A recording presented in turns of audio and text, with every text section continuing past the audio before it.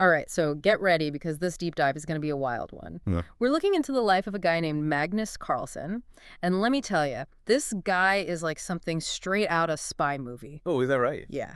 We've got his resume, and it's all in Swedish, which we'll translate, but even at first glance, it's clear this is not your average tech guy. Sounds intriguing. So where do we even begin with someone like that? Well, like always, got to start with the basics, right? The resume tells us Magnus lives in Gothenburg, Sweden, and he was born in 1970. 1970, huh? That's interesting. Think about it. That means he came of age right as the Soviet Union was collapsing, the whole world was changing. Yeah. Can you imagine the impact that had? All that geopolitical upheaval probably shaped his whole worldview. Definitely. Probably made him very security conscious, don't you think? Someone growing up in that era. Absolutely. Okay, so let's get into his skill set, and this is where things get really wild.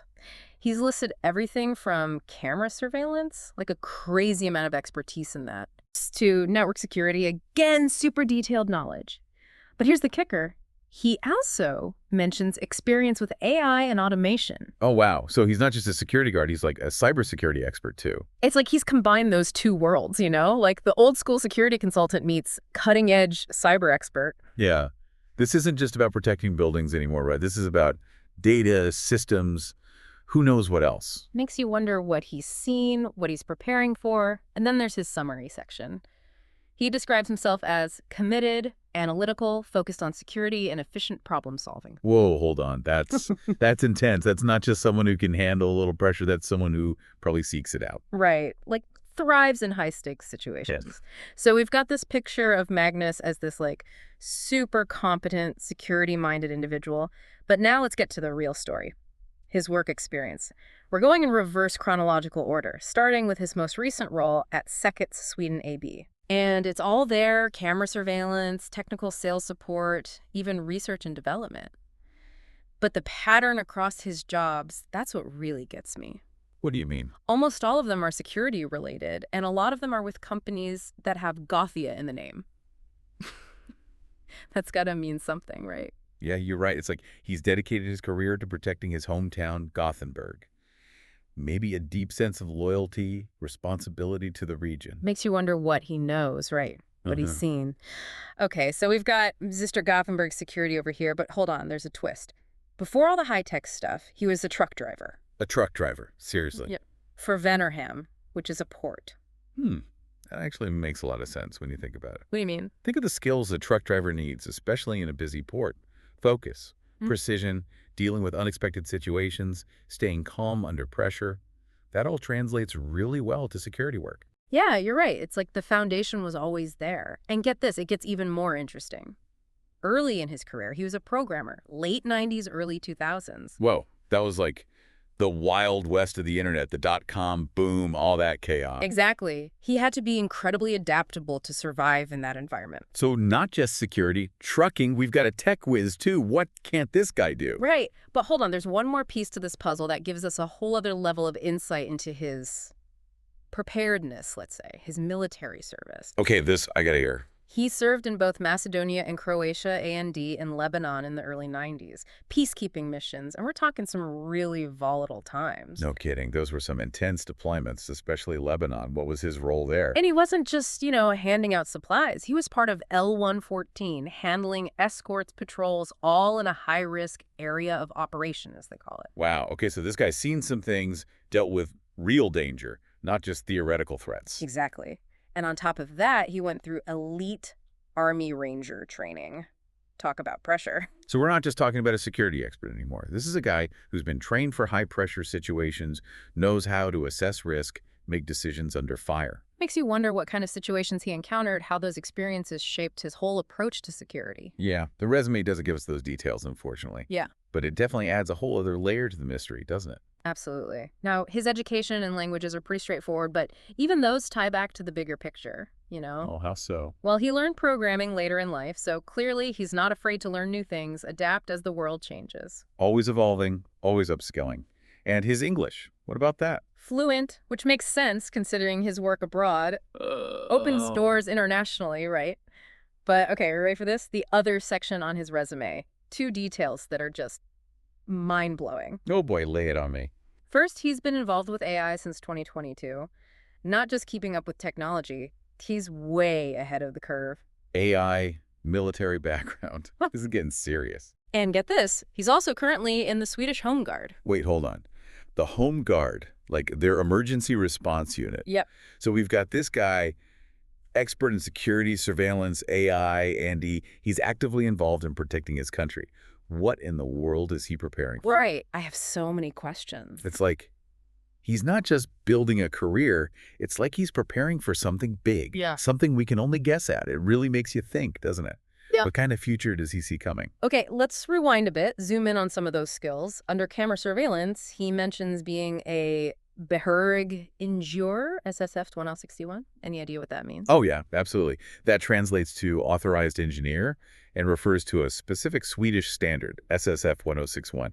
Basically, it means he's certified, like officially, to a high level of competence in designing, installing, maintaining security systems. So not just some guy who knows how to point a camera. He's got the official stamp of approval. Precisely. He knows his stuff. And then under network security, we've got a bunch of acronyms. OSINT, pen testing, DPO. What are we dealing with here? These are highly specialized cybersecurity skills. Think of, those online detectives, the ones who find hidden connections, info, just from public data. That's OSINT in action. Wow. And pen testing, that's penetration testing. Imagine, like, hiring a professional burglar to test your home security, see if they can break in. Not to steal anything, but to find weaknesses. So he can not only find information that others might miss, but he can also exploit weaknesses in systems. Exactly. A powerful combination for sure. And the DPO, that's most likely data protection officer, responsible for, making sure everything's compliant with data privacy regulations. So he's not just a techie, he understands the legal and ethical side of things, too. Yeah, very thorough. He's thought of everything. It seems that way. But there's something else that caught my eye. Also, under camera surveillance, he lists SECAS. Any clue what that's about? SECAS, that's security as a service. Think of it like Netflix for security systems. Instead of buying all the equipment separately, you subscribe to this comprehensive solution, all delivered online, always up to date. So he's not just an expert in traditional setups, he's up on the latest cloud-based stuff, too. Exactly. Staying ahead of the game. Speaking of staying ahead, let's go back to that AI experience for a sec. He mentions building several solutions. Any ideas what those might be? Tough to say. The resume's not giving specifics. But knowing his background, well, imagine AI-powered surveillance systems automatically detecting threats, unusual activity. Whoa. Or maybe AI-driven cybersecurity tools that predict and prevent cyber attacks before they even happen. He really is at the forefront of this whole security revolution, combining human expertise with the power of AI. But here's the big question. Why? Why is someone with this much experience, this diverse skill set, so focused on security? What's driving him? That's the real mystery, isn't it? The resume paints this picture of someone not just highly skilled, but deeply committed to protecting people, systems, information. It's like he's on a mission. A mission to safeguard against. Yeah. What does Magnus see coming that we don't? Okay. And we can't forget about that other piece of the puzzle. His time as a programmer for the non-Swedish speakers out there. Oh, right. His early days in software development. Late 90s, remember. The Wild West of the internet. All those startups popping up left and right. He was developing business systems, working with databases, building order and checkout systems. Not just a security guru, a software engineer too. And that work with databases is particularly interesting. Why is that? Think about it. Databases, they're the backbone of modern technology. Understanding how they work, securing them, extracting insights. It's incredibly valuable in today's data-driven world. It's like he has all the pieces, security expertise, military experience, software development skills, AI knowledge, constantly putting them together in new ways. The question is, what's the final picture he's creating? What's the ultimate goal? It's like he's a character in a spy thriller, but this is real life.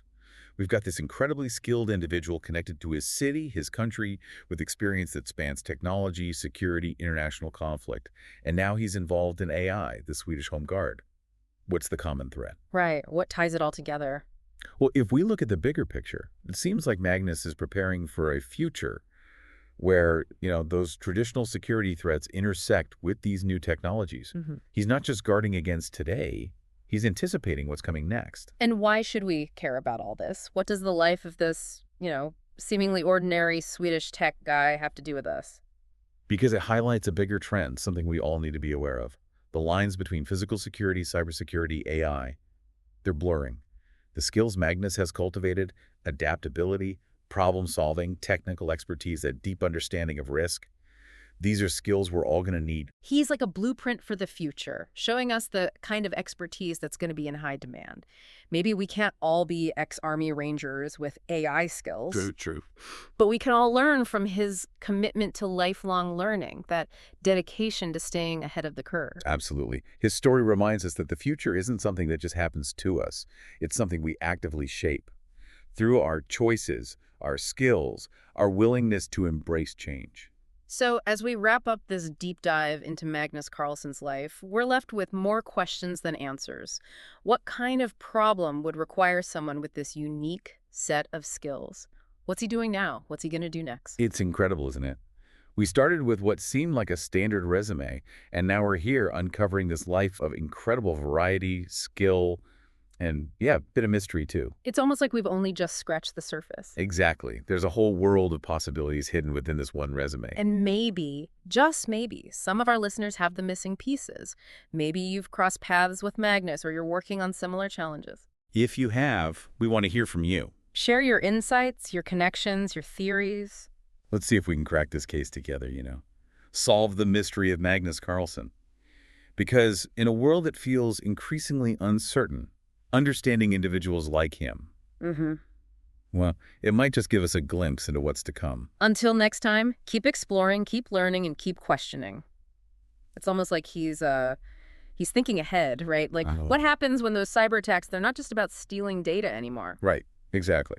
Like what happens when they start affecting the real world beyond just our computers? We're talking critical infrastructure, transportation systems. Imagine a hospital's systems getting hacked or a city's power grid going down. It's scary stuff, no doubt about it. Those are the kinds of scenarios that, security experts have nightmares about. And it seems like Magnus, he's not waiting around for it to happen. He's actively preparing. And with his skills, he's in a unique position to do that. He gets the physical world, the digital world, and that point where they come together, where things could really go wrong. Yeah, he's like a bridge between those two worlds. He sees the vulnerabilities others might miss because he's not stuck in just one perspective. So what do you think he's up to right now? Consulting with organizations, helping them beef up their security, or maybe building some crazy AI system to fight off these new threats? Who knows? Maybe he's working with the Swedish government, helping them stay ahead of the game, anticipate those risks to national security.